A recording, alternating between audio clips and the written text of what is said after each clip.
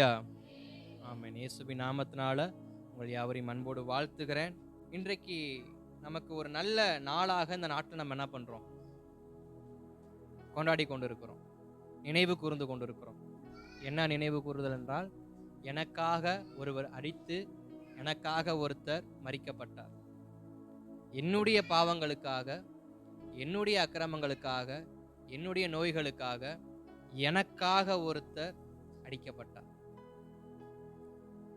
அப்படிங்கிறதான ஒரு உன்னதமான நோக்கத்தோடு இன்றைக்கு நம் தேவ சமூகத்தை நோக்கி நம்ம என்ன பண்ண போறோம்?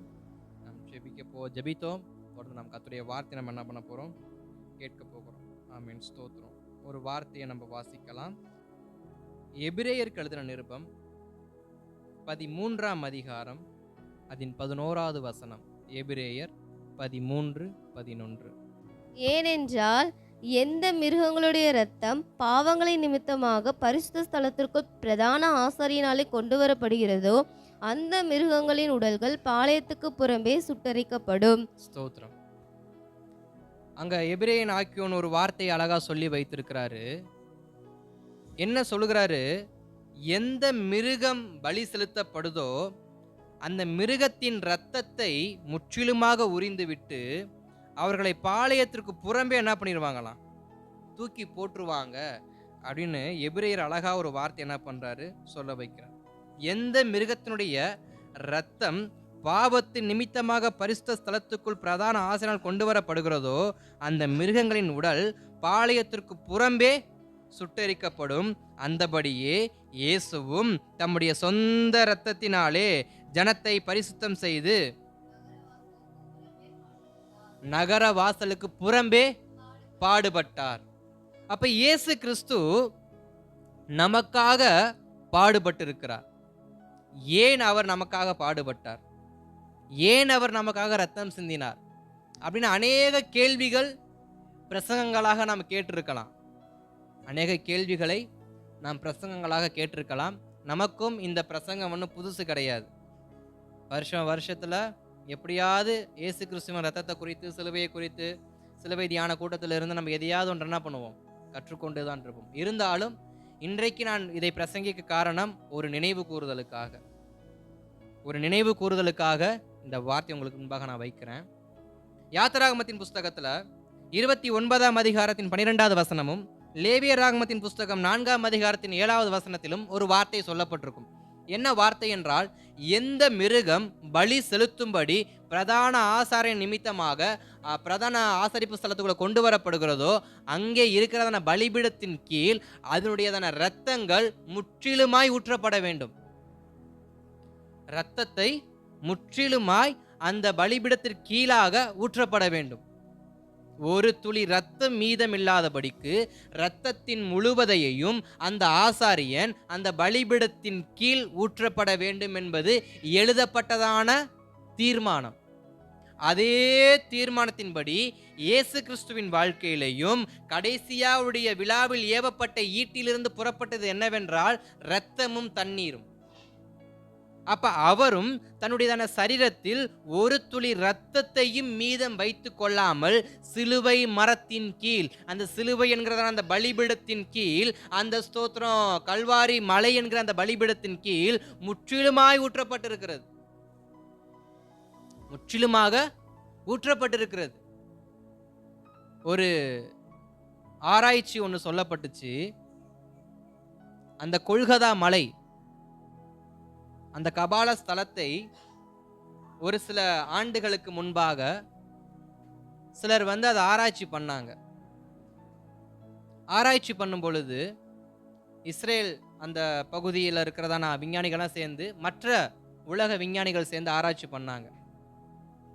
ஆராய்ச்சி பண்ணும் பொழுது அந்த மலையினுடைய அடிப்பகுதியை குடைஞ்சிக்கிட்டே இருக்கிறப்ப அங்க ஒரு ஸ்தோத்திரம் உடன்படிக்கை பெட்டியை போல ஒரு பெட்டி இருந்திருக்கு. உடன்படிக்கை பெட்டியை போல ஒரு பெட்டி, நீளம் முகலம் அயரம் எல்லாம் உயரெல்லாம் சேர்ந்து அந்த பெட்டியை போல இருக்குன்னு சொல்லிட்டுன்னு அவங்க எடுத்திருக்கிறாங்க. அந்த பெட்டியின் மேல ஒரு இரத்த துளிகள் என்ன பண்ணுது? சிந்தப்பட்டிருக்கு. அந்த இரத்த துளிகளை பார்க்குறப்ப அது காஞ்சும் போகல, ஏன்னா நிறைய ரத்தங்கள் நீங்கள் பார்த்துருப்பீங்க. நம்முடைய ரத்தமே நம்முடைய கரத்தில் வெட்டப்பட்டுச்சுனாக்கா அது கொஞ்ச நேரத்தில் ஊறி காஞ்சி அது என்ன ஆயிரும், உதுத்து போயிடும். ஆனால் அந்த பெட்டியின் மேலே இருக்கிற ரத்தமானது அதில் ஒரு மாற்றம் அவங்களுக்கு தெரியுது. இந்த ரத்தம் ஒரு வித்தியாசமான ஒரு இருக்கேன்னு சொல்லிட்டுன்னு அதை அப்படியே கொண்டு போய் டெஸ்ட் லேபு கொண்டு போய் வச்சு டெஸ்ட் பண்ணாங்க. டெஸ்ட் பண்ணி பார்த்தாக்க ஒரு ஒரு ரத்தம், ஒரு சரீரம் உருவாக 2 விதமான செல்கள் என்ன பண்ணும், செயல்படும். ஒரு ரத்தத்தை நாம் சோதனை பண்ணோம்னாக்கா அந்த ரத்தத்தில் ஆணுடையதான செல்லும் இருக்கும், பெண்ணுடையதான செல்லும் இருக்கும். இந்த 2 செல்களும் இணைக்கப்பட்டு தான் ஒரு ஒரு ஒரு ரத்தத்தை என்னாக்கும், உருவாக்கும். இது விஞ்ஞானத்தினுடையதான ஆராய்ச்சியினுடையதான அதிகபூர்வமான சான்றிதழ் அப்படிதான் கொடுக்கப்பட்டிருக்கு. ஆனால் அவங்க ரிசர்ச் பண்ணதான அந்த பிளட்டில் ஒரு துளி கூட ஆணுடையதான செல் என்ன பண்ணலை, இல்லை. ஒரு ஆணுடையதான செல் இல்லாமல் ஒரு ரத்தம் எப்படிடா உருவாகும் அப்படின்னு சொல்லி அதை தொடர்ந்து சோதித்து பார்த்தா அதில் முழுக்க முழுக்க முழுக்க ஒரு பெண்ணுக்கு உண்டான அந்த பெண்ணுடையதான செல்கள் மட்டும்தான் இருக்கு. ஆணுடையதான செல் ஒன்று கூட இல்லை.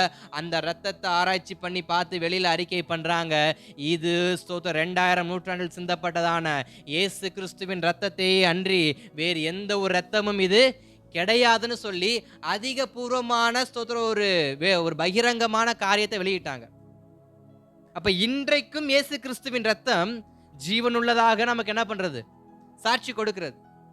அப்ப ஸ்தோத்திரம், அவருடைய ரத்தம் உடன்படிக்கை பெட்டியை போல இருந்த அந்த கொல்கதா மலையில சிந்தப்பட்டு நம்முடைய எல்லா பாவ அக்கிரமங்களையும் அவர் நிவர்த்தி செய்தது போல இன்றைக்கு நாம் அந்த ரத்தத்துக்குள் என்ன பண்ணணும், நம்மள உட்படுத்திக்கணும். இன்றைக்கு ஸ்தோத்திரம் செய்திக்கு நான் ஒரு தலைப்பு நான் சொல்லாமே நான் போயிட்டு இருக்கேன்னு நினைக்கிறேன்.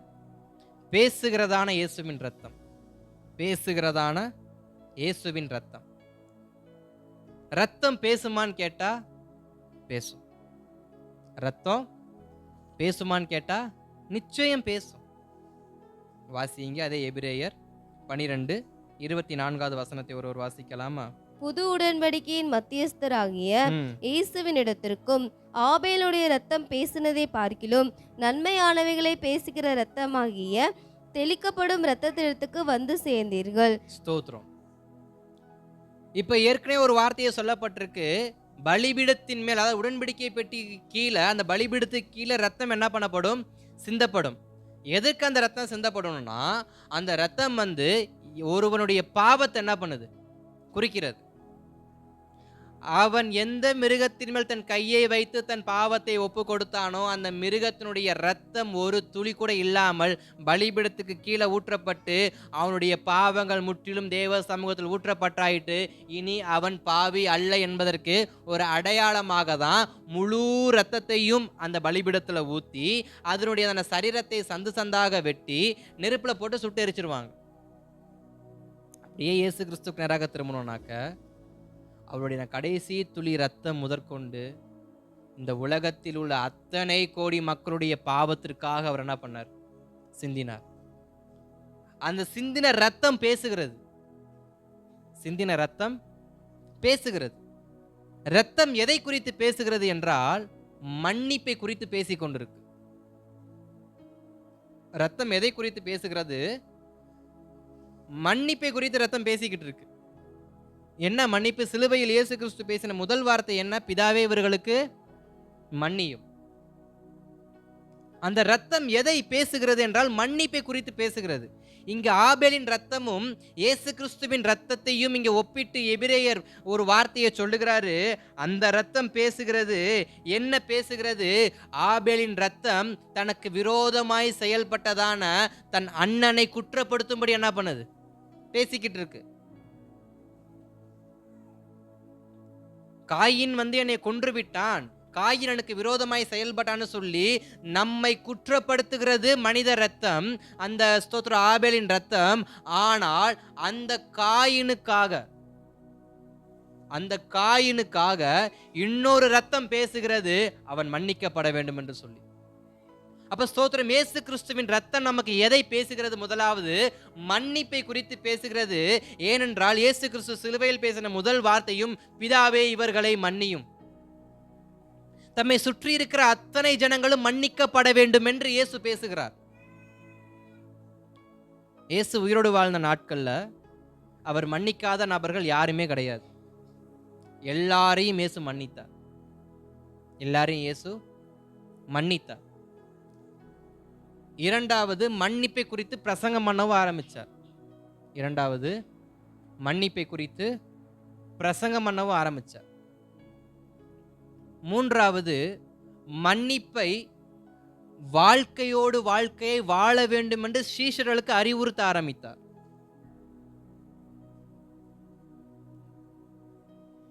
இயேசு கிறிஸ்து சொல்லிக் கொடுத்தாரு, பிரசங்கித்தாரு, வலியுறுத்தினார். அவர் மன்னிக்கவும் செஞ்சாரு, மற்றவங்களை நீங்க மன்னிக்கணும்னு சொல்லி கற்றும் கொடுத்தாரு, வலியுறுத்தவும் செஞ்சாரு. இது எல்லாவற்றுக்கும் மேல, இது எல்லாம் எப்ப இயேசு சொன்னார் அப்படின்னா, உயிரோடு இருக்கிறப்ப. எப்ப? உயிரோடு இருக்கிறப்ப, ஒரு பாதுகாப்பான இடத்துல இருக்கிறப்ப, தங்களை சுற்றி ஜனங்கள் இருக்கும் பொழுது, தங்களை சுற்றி சீஷர்கள் பாதுகாப்பா இருக்கும்போது, தன்னுடைய சரீரத்துக்கு எந்த ஒரு பாதுகாப்பு, சரி, எந்த ஒரு அச்சுறுத்துதலும் ஏற்படாமல் பாதுகாப்பா இருக்கும் பொழுது, சரீரம் பாதுகாப்பா இருக்கு. ஏன்னா ஜனங்கள் அவருக்கு நேரா விரோதமா இருந்தா இமைப்பொழுதுல அவர் என்ன பண்ணிடுவாரு? மறைஞ்சு வேற பக்கம் போயிருவார். இப்படிப்பட்ட சூழ்நிலைக்குள் இருக்கிறப்ப இயேசு கிறிஸ்து மன்னிப்பை குறித்து பிரசங்கம் பண்றப்ப கேட்பதற்கு எப்படி இருந்துச்சு? நல்லா இருந்துச்சு. நாமளும் சில சமயங்கள்ல மன்னிப்பை குறித்து நம்ம பேசுறப்ப நம்முடைய வாக்கியங்கள் ஸ்தோத்திரம் வில்லுல தொடுக்கப்பட்ட அம்பை போல என்ன பண்ணும்? வந்துகிட்டே இருக்கும். வில்லில் தொடப்பட்ட அம்பை போல வந்துகிட்டே இருக்கும். ஆனா நடைமுறையில் இருக்குமான்னு பார்த்தா இருக்காது. நடைமுறையில் இருக்குமான்னு பார்த்தா இருக்காது. சரி, நடைமுறை வேண்டாம். ஒரு நெருக்கம் வரும் பொழுது,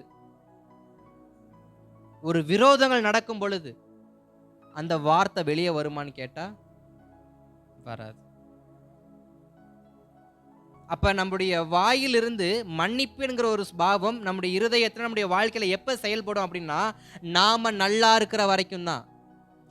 நாம நல்லா இருக்கிற வரைக்கும் நம்முடைய வாயில என்ன தாண்டவம் ஆடும்? மன்னிப்பு.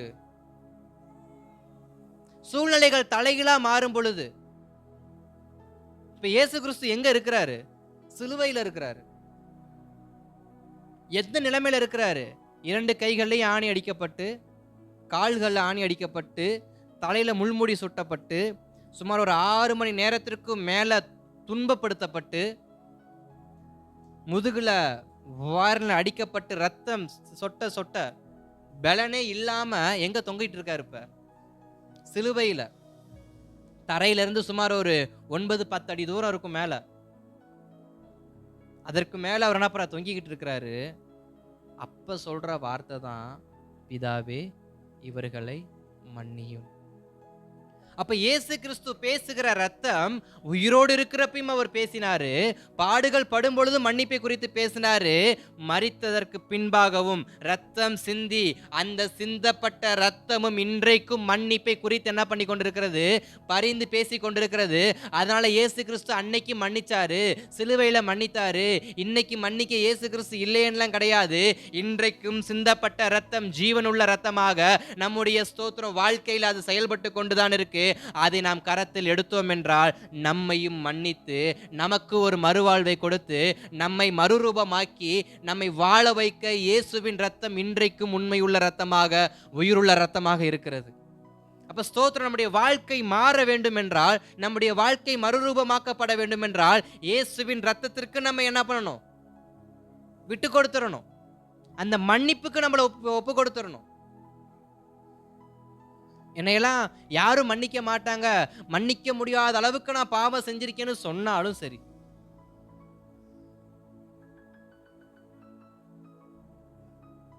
ஒரு குடும்பம் ஒன்று இருந்துச்சு. அழகான ஒரு குடும்பம், நல்ல கணவன், நல்ல மனைவி, பிள்ளைகள் நல்லா வாழ்ந்துகிட்டு இருந்தாங்க. கணவன் செய்கிற வேலை மனைவிக்கு தெரியாது. ஆனா அந்த குடும்பத்தை அந்த கணவன் ரொம்ப பத்திரமா பார்த்துக்குவார், ரொம்ப அழகா பார்த்துக்குவார். ஒரு நாள் அந்த மனைவிக்கு தன்னுடைய கணவனார செஞ்சுக்கிட்டு இருந்த வேலை தெரிய வந்துருச்சு. மனைவிக்கு அந்த கணவன் செய்த வேலை தெரிஞ்சிருச்சு. எப்படி தன்னுடைய கணவனார் சம்பாத்தியத்தை வீட்டுக்கு கொண்டு வராருங்கிற அந்த வழிமுறை தெரிஞ்சிருச்சு. அழுதாங்க, புலம்புனாங்க. காரணம், அவருடையதான கணவர் மற்றவர்களை கொலை செய்து, கொள்ளை அடித்து தன் குடும்பத்தை என்ன பண்ணாரு? காப்பாற்றி கொண்டிருந்தார். இது தன்னுடைய அந்த மனைவிக்கு கேள்விப்பட்ட அந்த மனைவி அழுக ஆரம்பிச்சிட்டாங்க. ஏன் அழுதாங்கன்னா, என்னுடைய கணவர் இன்னொருடைய குடும்பத்தை கெடுத்து இந்த குடும்பத்தை வாழ வச்சுக்கிட்டு இருக்கிறாரு, இன்னொருவரை கொன்று அந்த நகையை பறித்து எனக்கு போட்டு அழகு பார்த்தாரு, நம்ம பிள்ளைங்களுக்கு போட்டு அழகு பார்த்தாரேன்னு சொல்லி அவங்களுக்கு ஒரே வேதனைனா வேதனை. அந்த வேதனையோட அழுதுகிட்டு இருக்கிறப்பே காவலாளிகள் பிடிச்சிட்டு போயிட்டாங்க. கொண்டு போய் ஜெயிலில் வச்சு மரண தண்டனை கொடுத்துட்டாங்க. மரண தண்டனை கொடுத்துட்டாங்க. அந்த கணவனாருக்கு மரண தண்டனை கொடுக்கிற அந்த நாள் நெருங்கிட்டு இருக்கு. இந்த சகோதரி அழுதுகிட்டு இருக்கிறாங்க. இத்தனை நாளை என் கணவன் இப்படிப்பட்ட ஒரு வாழ்க்கையை வாழ்ந்திருக்காரு, எனக்கு தெரியாம போயிருச்சு. அழுதுகிட்டே இருக்கிறாங்க. அந்த மரண தண்டனை கொடுக்கிற நாள் வருது. அந்த மனைவி தன்னுடைய வாழ்க்கையை முடிச்சுக்கலாம், இனி கணவன் இல்லாம நம்ம எப்படி வாழ போறோம் அப்படின்னு சொல்லி அந்த வாழ்க்கையை முடிச்சுக்கலான்னு சொல்லிட்டு தன்னுடைய பிள்ளைகளுக்கு அவங்களுக்கும் எதையாவது கலக்கி சாப்பிட்டு செத்துறலான்னு சொல்லி அந்த நாளில் அவங்க இருக்கிறாங்க. விடிஞ்சா கணவன் மரிக்க போகிறான், அந்த குடும்பம் மொத்தமா மரிக்க போகுது. எல்லாரும் எதிர்பார்த்துட்டு இருக்காங்க, அந்த குடும்பம் எப்படி செத்துரும் அப்படின்னு. சத்துரு நினைச்சுக்கிட்டு இருக்கிறான், அந்த குடும்பம் செத்துரும் அப்படின்னு. 10 மணி போல கணவனாருக்கு தூக்கு தண்டனை கொடுக்கறதுக்கு நியமிக்கப்பட்டிருக்கு. ஒரு 9 மணி இருக்கும். வீட்டு கதவை ஒருத்தர் தட்டுறாங்க. வீட்டு கதவை ஒருத்தர் தட்டுறாங்க. இந்த அம்மா என்ன பண்றாங்க, விஷத்தை ரெடி பண்ணிட்டு இருக்காங்க வீட்டில். யாரா இந்நேரத்தில் வந்திருக்கிறதுன்னு சொல்லிட்டு அந்த விஷம் கலக்கின கையோட கதவை போய் திறக்கிறாங்க. வீட்டு வாசலை திறந்தா அவருடைய கணவனார் நிற்கிறார். 10 மணிக்கு தூக்கில் தொங்க போற மனுஷன் 9 மணிக்கு வீட்டு வாசல் நிற்கிறாரு. அவருக்கு தெரியல, அந்த அம்மாவுக்கு ஒன்றும் புரியல என்ன நடக்குது அப்படின்னு. அப்ப அந்த அம்மா கேட்டாங்க, இன்னைக்கு உனக்கு மரண தண்டனையாச்சு, நீ என்னை தூக்குல போட்டிருப்பாங்களே, இங்க பாரு, நான் இந்த விஷத்தை நான் தடவி நான் சாகிறதுக்கு ரெடி ஆகிட்டு இருக்கிறோம். நீ ஒரு கொஞ்சம் நேரம் தாமதமா வந்திருந்தனாக்க நீ உயிரோட இருந்திருப்ப, நாங்க எல்லாரும் என்ன பண்ணியிருப்போம், செத்துருப்போம். சரி அதெல்லாம் விடு, உன்னை எப்படி விட்டாங்க? நீ மரணத்துக்கு ஏதுவான தப்பு பண்ணவனாச்சே, ஆயுள் தண்டனை, தூக்கு தண்டனைக்கு, மரண தண்டனைக்கு ஏற்ற ஒரு தவறு நீ செஞ்சிருக்கியே, நீ எப்படி வெளியே வந்த முதல்ல அதை சொல்லு எனக்கு அப்படின்னு கேட்குறாங்க. அப்போ அந்த நபர் சொல்றாரு, அந்த நபருடைய பேர் தான் பரபாஸ் என்று வேதம் சொல்லுகிறது. அந்த பரபாஸ் சொல்லுகிறான், நான் தான் சாகணும், நான் தான் மரித்திருக்கணும், ஆனால் எனக்காக இயேசு என்கிற ஒருத்தரை அவங்க தூக்குல போட போகிறாங்க, அவங்க சிலுவையில் அடிக்க போகிறாங்க, எனக்காக அவர் மரித்தார், நான் பிழைத்து கொண்டேன்னு சொல்லி பரபாஸ் தன் மனைவியிடத்தில் போய் சொல்லியிருப்பான். அப்ப இயேசு கிறிஸ்து எல்லாரையும் மன்னிக்கிறவர் என்ன பண்ணார்? எல்லாருடைய பாவத்தையும் அவர் என்ன பண்ணாரு? மன்னித்தார். மரிக்க வேண்டிய குடும்பம் தான் அன்றைக்கு, அந்த குடும்பம் அழிய வேண்டிய குடும்பம் தான் பின் நாட்கள்ல கர்த்தருக்காக சாட்சியாய் வாழ்ந்து அந்த பரபாசின் குடும்பம் அதற்கப்புறம் அந்த பாவ வாழ்க்கையை விட்டு விலகி கிறிஸ்துவுக்காக ஒரு உண்மையான வாழ்க்கையை வாழ்ந்தாங்கன்னு வேதம் நமக்கு அழகா சொல்லுகிறது. அவர்கள் குடும்பத்தை குறித்து அநேக சாட்சிகள் என்ன பண்ணப்படுகிறது, எழுதி வைக்கப்பட்டிருக்கிறது. அப்ப பரபாஸ் என்கிற மரண தண்டனைக்கு ஏற்ற ஒரு குற்றவாளியையும் கர்த்தர் மன்னித்தாரு. கல்வாரி சிலுவையில தனக்கு அருகே இருந்த கல்வனையும் எல்லாரையும் அவர் மன்னித்தாருன்னா, அவரை நேசித்து கொண்டிருக்கிறதான இந்த ஜனங்களை எல்லாரையும் அவர் மன்னிப்பாரா மாட்டாரானா? நிச்சயமா அவர் மன்னிப்பார். எப்ப தெரியுமா? அவர் கிட்ட வரும் பொழுது, அவரை கிட்டி சேரும் பொழுது. பரபாஸ் விடுதலை ஆவான்னு யாருக்கும் தெரியாது. ஆனா பரபாசை அன்னைக்கு கர்த்தர் விடுதலை ஆக்கினார். இயேசு விடுதலை ஆக்கினார். கல்வனுக்கு விடுதலை கிடைக்கும்னு கல்வனுக்கு தெரியாது. ஆனா கல்வனுக்கு அவர் விடுதலையை கொடுத்தார். இன்றைக்கு நாமும் எதிர்பார்த்து கொண்டிருப்போம் சில பரபாசின் முடிவை போல நம்முடைய குடும்பமும் இப்படிதான் இருக்கும், நம்முடைய குடும்பத்தின் முடிவு இப்படிதான் இருக்கும்னு சொல்லி சில முடிவுகளை நம்மளே யோசிச்சு நம்ம ஒரு முடிவு எடுத்திருப்போம். ஆனா கிறிஸ்து நமக்காக ரத்தம் சிந்தினபடியினால் அந்த முடிவை எல்லாம் அவர் என்ன பண்ணிடுவார்? மாற்றி வைத்திருவார். அப்ப சிலர் அநேகர் குற்றப்படுத்தினாங்க பரபாச. என்ன குற்றப்படுத்தினாங்க? இவன் கொலை செய்தவன், இவன் மரண தண்டனைக்கு ஏதுவானவன் சொல்லி பரபாச எல்லாரும் குற்றப்படுத்தினாங்க. ஆனா இயேசு கிறிஸ்துவோ பரபாசுக்கு விடுதலையை கொடுத்தார். இயேசு கிறிஸ்து மாத்திரம் அன்றைக்கு பரபாஸ் இருந்த அதே மேடையில இயேசுநாதர் இல்லை என்றால் பரபாஸ் என்றைக்கோ மரித்திருப்பான். பரபாசின் குடும்பம் என்றைக்கு அனாதையாக்கப்பட்டிருக்கும். பரபாசின் சந்ததியே இந்த தேசத்தை இல்லாம போயிருக்கும். நம்முடைய வாழ்க்கையும் ஒரு நாள் அப்படிதான். நம்முடையதான சரிக்கு சரியான மேடையில இயேசு கிறிஸ்து மாத்திரம் நமக்கு வழக்காடவில்லை என்றால் நம்முடைய வாழ்க்கை என்றைக்கோ மரணத்துக்கு நேரம் என்ன பண்ணியிருக்கும்? போயிருக்கும். ஆனா நம்முடைய மேடையில, நம் குற்றவாளி நின்ற மேடையில, நம்மை குற்றப்படுத்தினப்பட்ட மேடையில இயேசு கிறிஸ்து நம்மோடு இருந்தபடியினால் நாம் இன்றைக்கு உயிரோடு என்ன பண்றோம்? அப்ப இயேசு கிறிஸ்துவின் ரத்தம் என்ன பண்ணுது? பேசுகிறது. எப்படிப்பட்ட வார்த்தையை பேசுகிறது? இவன் குற்றவாளி அல்ல, இவன் மரிக்க வேண்டியவன் அல்ல, இவன் வாழ வேண்டியவன் என்று சொல்லி. இவன் வாழ வேண்டியவன் என்று சொல்லி. இன்றைக்கு நமக்கு அதே வார்த்தையை தான் கர்த்தர் சொல்றாரு. நாம் எல்லோரும் கிறிஸ்துவுக்குள் வாழ வேண்டியவர்கள். நமக்கு இந்த ரத்தம் பரிந்து பேசுகிற ஒரு மன்னிப்பு என்னவென்றால், இவர்கள் அத்தனை பேரும் கிறிஸ்துவுக்காக வாழ வேண்டும் என்று சொல்லி. இவர்கள் அத்தனை பேரும் கிறிஸ்துவுக்காக வாழ வேண்டும் என்று சொல்லி இந்த இரத்தமானது நமக்கு பரிந்து பேசியது. வாசிக்கலாம். எபிரேயர் 9:14. நித்திய ஆவியினாலே தம்மை தாமே பழுதற்ற பலியாக தேவனுக்கு ஒப்பு கொடுத்த கிறிஸ்துவினுடைய இரத்தம் ஜீவனுள்ள தேவனுக்கு ஊழியம் செய்வதற்கு உங்கள் மனசாட்சியை செத்த கிரிகளற சுத்திகரிப்பது எவ்வளவு நிச்சயம். ஸ்தோத்திரம். இங்க எபிரேயர் எப்படி சொல்றாரு? அந்த ரத்தம் எதற்காக நமக்கு சிந்தப்பட்டுச்சு அப்படின்னா, அந்த மன்னிப்பு எதற்காக நமக்கு கொடுக்கப்பட்டுச்சுன்னா, அவருக்காக வாழும்படி. யாருக்காக? நமக்காய் ரத்தம் சிந்தப்பட்ட இயேசுவுக்காக நாம் வாழும்படி, அந்த இயேசுவுக்காக நாம் ஊழியம் செய்யும்படி, அந்த இயேசுவுக்காக நம்முடைய மரணம் வரைக்கும் நம்ம இருக்கும்படி நமக்காக அன்றைக்கு சிந்தப்பட்ட ரத்தம் மன்னிப்பு கேட்டுச்சு. நமக்கு ஒரு மன்னிப்பு இருக்கு. அந்த மன்னிப்பு எதுக்குன்னா, இனி பாவம் செய்யாதே என்கிறது வேற ஒரு பக்கம். இனி வாழக்கூடிய நாள் முழுவதும் எனக்கு உண்மையா இருக்கணும். இப்ப நமக்கு இயேசு ஒரு மன்னிப்பு கொடுத்திருக்காருல்ல. எத்தனை பேர் இயேசு கிறிஸ்து எனக்கு மன்னிப்பு கொடுத்திருக்கான்ற நிச்சயத்துக்குள்ள இருக்கிறீங்க? நமக்கு ஒரு நிச்சயம் இருக்கு. இயேசு கிறிஸ்துவின் ரத்தம் என்னுடைய எல்லா பாவங்களையும் மன்னித்து விட்டது என்று சொல்லி. அப்ப மன்னிக்கப்பட்ட நாம் எப்படிப்பட்ட வாழ்க்கையை வாழணுமா? அவருக்கு உண்மையான ஒரு வாழ்க்கை என்ன பண்ணணுமா? வாழணுமா? ஏன்னா இந்த உலகத்துல நாம் செஞ்ச பாவத்தை இந்த உலக மனுஷங்க கை சுட்டி காட்டி இவன் தண்டனைக்கு உட்பட்டவன் தான் அந்த உலகம் சொல்லும்.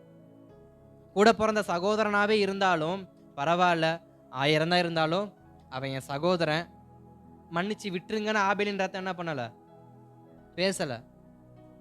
ஆபேலின் ரத்தம் காயினுக்காக 1000 தான் இருந்தாலும் அவனுடைய சகோதரன் மன்னிச்சிருங்கன்னு பேசல. அவன் என்னை கொன்றுட்டான், அவன் என்னை கொன்று விட்டான் அப்படின்னு அவன் மேல் பழிதான் சொன்னுச்சு. ஆனா இயேசு கிறிஸ்துவின் ரத்தமோ பரவாயில்லை, அவனை மன்னிக்கணும், அவன் மன்னிக்கப்பட வேண்டும் என்று சொல்லி அன்றைக்கு இரத்தமானது பரிந்து பேசியது. அதே தான் 1 யோவான் 1:7 சொல்லுகிறது. இயேசுவின் ரத்தம் சகல பாவங்களையும் மூடி நம்ம என்ன பண்ணுமா? சுத்திகரிக்குமா. இயேசு கிறிஸ்துவின் ரத்தம் சகல பாவங்களையும் நீக்கி நம்மை சுத்திகரிக்கிறது. எதற்காக சுத்திகரிக்கிறது? நாம் அவருக்காய் வாழ வேண்டும் என்று சொல்லி. நாம் அவருக்காய் வாழ வேண்டும் என்று சொல்லி. அன்றைக்கு 12 சீஷர்கள்ல ஸ்தோத்திரம் யூதாசை தவிர மற்ற எல்லா சீஷர்களும் சிதைந்து ஓடினாங்க. ஆனால் சிதைந்து ஓடினவர்களுக்கு ஒரு நாள் இயேசு வெளிப்பட்டாரு.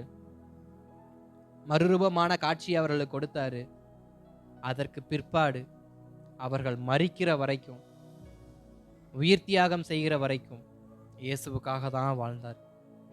இயேசுவுக்காக தான் என்ன பண்ணாங்க? அத்தனை பேரும் வாழ்ந்தாங்க.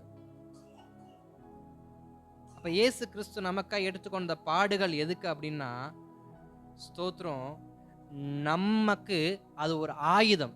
வேதம் சொல்லுகிறது இயேசு கிறிஸ்துவின் பாடுகள் நமக்கு ஒரு ஆயுதம். எபிரேய 1 பேதுரு 4ஆம் அதிகாரத்துல முதல் வார்த்தையிலிருந்து 11வது வார்த்தை வரைக்கும் குறித்து வச்சுக்காங்க. இயேசு கிறிஸ்துவினுடைய பாடுகள் நமக்கு ஒரு ஆயுதம், எல்லாவற்றையும் துரத்துவதற்கு ஏற்ற ஒரு ஆயுதம்.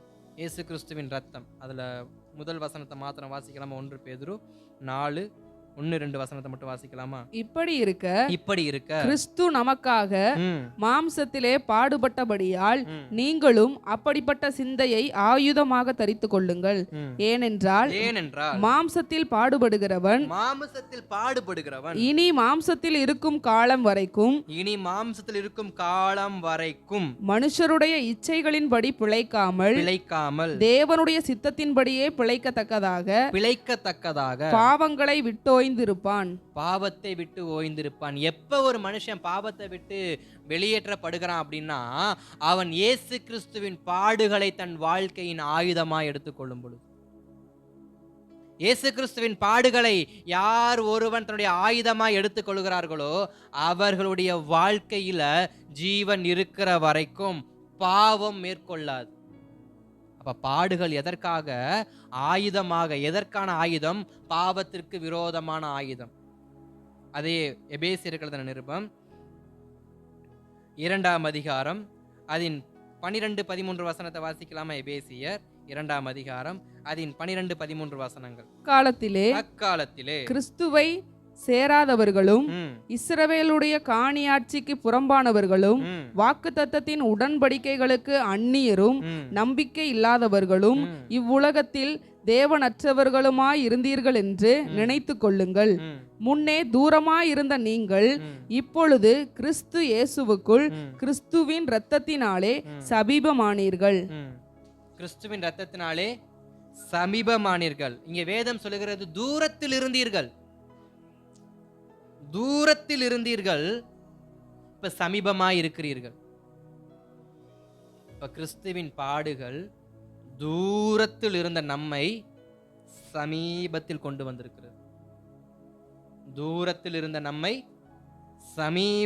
வந்திருக்கிறது. எதற்கு சமீபத்தில்? தேவனுக்கு ஏற்ற நீதி உள்ள வாழ்க்கை வாழும்படி, பக்தி உள்ள வாழ்க்கை வாழும்படி, பாவம் இல்லாத வாழ்க்கை வாழும்படி. பரிசுத்தமான வாழ்க்கைக்கு நமக்கும் வெகு தூரம். அந்த வெகு தூரத்தை பாடுகளின் ரத்தம் குறைத்து நம்மை சமீபமாய் கொண்டு வந்திருக்கிறது. அப்ப இயேசு கிறிஸ்துவின் பாடுகள் நம்மை சமீபமாய் கொண்டு வந்திருக்கிறது. எதற்கு சமீபமாய்? கிறிஸ்துவுக்கு சமீபமாய். பாவத்தின் நிமித்தம் கிறிஸ்துவை விட்டு தூரமாய் இருந்தேன். ஆனால் பாவம் மன்னிக்கப்பட்டதனால கிறிஸ்துவுக்கு சமீபமாய் வந்து நிற்கிறேன். அடுத்து 3வது அதே 1 பேதுரு 3ஆம் அதிகாரம் அதன் 18வது வசனத்தை வாசிக்கலாமா? கிறிஸ்துவின் பாடுகள் நமக்கு நீதியானதை கொடுக்கக்கூடியதாய் இருக்கிறது. 1 பேதுரு 3:18. ஏனெனில் கிறிஸ்துவும் நம்மை தேவனிடத்தில் சேர்க்கும்படி அநீதியுள்ளவர்களுக்கு பதிலாக நீதியுள்ளவராய் பாவங்களின் நிமித்தம் ஒரு தரம் பாடுபட்டார். அவர் மாம்சத்திலே கொலையுண்டு ஆவியிலே உயிர்ப்பிக்கப்பட்டார். நீங்க தொடர்ந்து 22 வசனம் வரைக்கும் நீங்க வீட்டில் உட்காந்து பொறுமையா வாசிப்பீங்க அப்படின்னா, நம்மை நீதியாய் மாற்றுவதற்கு, நீதியை கொடுத்து, நமக்கு நீதியை கொடுப்பதற்கு, நீதியுள்ள வாழ்க்கையை கொடுப்பதற்கு அவர் பாடுகளை ஏற்றுக்கொண்டார். ரத்தம் எப்படிப்பட்ட வார்த்தைகளை பேசுகிறது? அவன் நீதி உள்ள வாழ்க்கை வாழ வேண்டும், அவனுடைய வாழ்க்கை நீதியா இருக்க வேண்டும், அவன் நீதிமானாய் வாழ வேண்டும் என்று ரத்தம் என்ன பண்ணுகிறது? பேசுகிறது. அதே 1 பேதுரு 2ஆம் அதிகாரத்தின் 21 முதல் 25 வசனங்கள் சொல்லுகிறது, கிறிஸ்துவின் பாடுகள் நமக்கு ஒரு அடிச்சுவடை கொடுத்திருக்கிறது. கிறிஸ்துவின் பாடுகள் நமக்கு ஒரு அடிச்சுவடு, அதாவது ஒரு வழிகாட்டுதலை கொடுத்திருக்கிறது. உன்னுடைய வாழ்க்கை எப்படி இருக்கணும், சிலுவையில் பேசின 7 வார்த்தைகள்ல 7 வார்த்தைகளும் ஒரு மனிதனுடைய வாழ்க்கைக்கு தேவையான ஒரு காரியம்தான். அது ஒரு அடிச்சுவடு. இயேசு கிறிஸ்து வாழும் பொழுது தன்னுடைய நண்பர்களுக்கு முன்பாக, அதாவது சீஷர்களுக்கு முன்பாக அவர் எப்படி இருந்தார்? ஆனால் சீஷர்கள் அவர் சிநேகிதர் இருந்தால் என்ன பண்ணார்? அடிக்கடி கூப்பிட்டார். அப்போ அந்த நண்பர்கள் எப்படி இருக்கணும்? நண்பர்களோடு எப்படி இருக்கணும்? நண்பர்களுக்காக எப்படிப்பட்ட ஒரு வாழ்க்கையை வாழணும்? ஒரு அடிச்சுவடை காண்பித்திருக்கிறார். அதே போல தாய் தகப்பனுக்கு எப்படிப்பட்ட பிள்ளையாக வாழணும்? ஒரு அடிச்சுவடை காமிச்சிருக்கிறார். பாதிக்கப்பட்டவன், அதாவது பாவத்தால் பாதிக்கப்பட்டவன், வியாதியால் பாதிக்கப்பட்டவன், அசுத்த ஆவியால் பாதிக்கப்பட்டவனை நாம் எப்படி குணப்படுத்த வேண்டும் என்று அடிச்சுவடை என்ன பண்ணியிருக்கிறார்? கொடுத்து விட்டு போயிருக்கிறார். மற்றவர்களுக்காக எப்படி பரிந்து பேச வேண்டும் என்கிறதான ஒரு அடிச்சுவடை என்ன பண்ணியிருக்கிறார்? காண்பித்துட்டு போயிருக்கிறார்.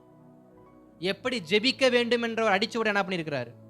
எப்படி விசுவாசமா இருக்க வேண்டும், இப்படி இயேசு கிறிஸ்துவின் வாழ்க்கை நமக்கு ஒரு நல்ல அடிச்சுவடு. இயேசு கிறிஸ்துவின் வாழ்க்கை நமக்கு ஒரு நல்ல அடிச்சுவடி. எதற்கான அடிச்சுவடி என்றால், நான் எப்படிப்பட்ட ஒரு மனிதனாய் இந்த தேசத்தில் வாழணும், நான் என் குடும்பத்துக்கு எப்படிப்பட்ட மனுஷனா இருக்கணும், இந்த சமுதாயத்துக்கு எப்படிப்பட்ட மனுஷனா இருக்கணும் என்று எல்லாவற்றையும் இயேசு கிறிஸ்துவின் பாடுகள் நமக்கு அடிச்சுவடுகளாய் காண்பித்திருக்கிறது. இப்ப நம்ம எல்லாரும் பிரசங்கம் பண்ணுவோம். என்ன வார்த்தையை பிரசங்கம் பண்ணுவோம்? இயேசு கிறிஸ்து என் பாவத்துக்காக ரத்தம் சிந்தினார் என்று சொல்லி. நம்புறவங்க, விசுவாசிக்கிறவங்க ஏற்றுக்கொள்வாங்க. விசுவாசிக்காத ஒரு கூட்டம் ஒன்று இருக்கும், ஆராய்ச்சி பண்ணுவாங்க. உண்மையா பொய்யான்னு, உண்மையா பொய்யான்னு. ஒரு மனுஷனுடையதான வாழ்க்கையின் ஒரு பகுதியை ஒருவன் ஆராய்ச்சி செய்யும் பொழுது முழு வரலாறையும் ஆராய்ச்சி செய்வானா, இல்ல பகுதியில் ஒன்றை ஆராய்ச்சி செய்வானா? முழுவதையும் தானே ஆராய்ச்சி பண்ணும். அப்ப இயேசு கிறிஸ்து ஒரு பாவிக்காக ரத்தம் சிந்தினார் என்றால், அப்ப இயேசு கிறிஸ்துவின் முழு வரலாற்றையும் அவன் என்ன பண்ணுவான்? படிப்பான். தாய் தகப்பனோடு எப்படி இருந்தார், நண்பர்களோடு எப்படி இருந்தார், தன்னை தெரிந்து கொள்ளப்பட்ட தேவ ஆலயத்துக்கு, இப்படி எல்லாவற்றையும் ஆராய்ந்து பார்க்கும் பொழுது அவருடைய வாழ்க்கை நமக்கு ஒரு வழிகாட்டுதலா என்ன பண்ணுது? மாறுகிறது. அதனால இயேசுவின் சிலுவையை மாத்திரம் என்ன பண்ணக்கூடாது? பார்க்காம அவர் வாழ்க்கையையும் நாம் கொஞ்சம் என்ன பண்ணணும்? பார்க்கணும். அவருடைய வாழ்க்கை எப்படி இருந்துச்சு, நான் அதில் எதை கற்றுக்கொள்ளணும், எதை என்னுடைய வாழ்க்கையை நடைமுறைப்படுத்த வேண்டும் என்பதை நாம் என்ன பண்ணணும்? பார்க்கணும். அதே எபிரேயர் 9:28, நமக்காக நம்முடைய பாவங்களை சுமக்கிற தேவ ஆட்டுக்குட்டியாக அவர் என்ன பண்ணார்? வந்தார்.